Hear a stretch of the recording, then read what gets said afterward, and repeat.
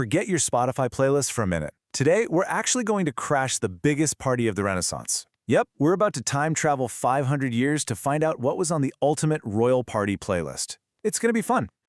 Okay, just imagine this for a second. You show up at a party, right? But instead of posting stories or pics to show everyone how cool you are, your dance moves are your social media. How well you dance literally tells everyone your status, your skill, basically your entire profile. Sounds pretty intense, doesn't it? Well, that's exactly what it was like. Welcome to the Renaissance. So, what kind of jams were they playing at these massive royal parties? Let's take a look at what was on the DJ scroll back then. What's so cool about this is that the music was basically designed to make you a better dancer. The rhythm? It was super steady, so you could actually follow along without tripping. The melodies were simple and catchy. You know, like a song that gets stuck in your head, so everyone can remember the steps. The tempo was usually pretty moderate, not too fast, not too slow. The whole point was to look graceful, not like you just ran a marathon. And the harmony, all the background music, was kept simple. Why? Because the melody, the part you're actually dancing to, had to be the absolute star of the show. And to set the right mood, composers use something called modes. Now, think of these like the original Instagram filters, but for music. Seriously, you could pick a mode to make the music sound really grand and stately for a big entrance, or you could switch to another one to make it sound super happy and fun for a celebration. It was all about crafting that perfect vibe for the dance. Okay, so you've got the music down. Now you actually have to learn the moves. And just like in a video game, Renaissance dancing had different difficulty settings. You had your easy tutorial levels, and then you had the final boss battle. And these were the two most popular dances you had to know. First up, you had the pavane. This was totally your tutorial level. It was slow, it was formal, pretty much just a really graceful walk. This is how you'd kick off the party, get warmed up, and let everyone check out your fancy clothes. But then came the boss battle, the galliard. This thing was fast, it was super energetic, and it was full of jumps and really tricky footwork. I mean, if you could nail the galliard, you were basically the pro gamer of the dance floor.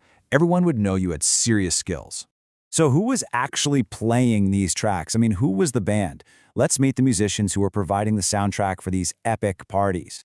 First up, the lute. This was basically the acoustic guitar of the Renaissance. It's got that pear shape, a really gentle sound, and it was the absolute go-to for playing the main melody.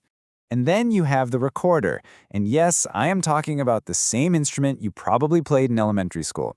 Its light, kind of breathy sound was just perfect for those simple, catchy tunes that everyone had to know for the dances. Next is the viol. This is kind of like an early cousin of the violin or the cello. The viols were the harmonic backbone of the group.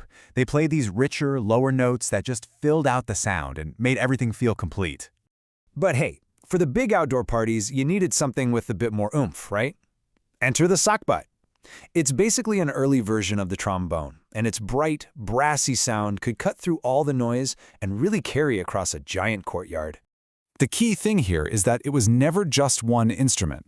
A real dance band, what they called an ensemble, would mix all of these sounds together. You'd have your strings like the lute and viol, wind instruments like recorders and sackbuts, and of course you had to have drums and tambourines to keep that steady beat. All of them together created this big, rich sound that was just perfect for a party. But why? Why did they put so much work into all of this? Why was dancing such a massive deal? Well, as it turns out, it was about way more than just having a good time. And this quote really says it all. In a world with no Instagram, no TikTok, your moves on that dance floor, that was the original social media flex. It was how you broadcast to everyone who you were, what your status was, and how skilled you were. So, let's break down how that worked. First off, you used dance to show off your status. If you were a graceful dancer, it proved you had a noble upbringing. You had the money for a private dance teacher, and you had the free time to practice. Second, it was basically how you networked. Dancing was this really structured, polite way to meet and chat with other important people. Think of it like a business meeting, but with way better music. And finally, it's how you celebrated everything. A massive dance party was how you marked all the big events. Weddings, military victories, holidays, you name it.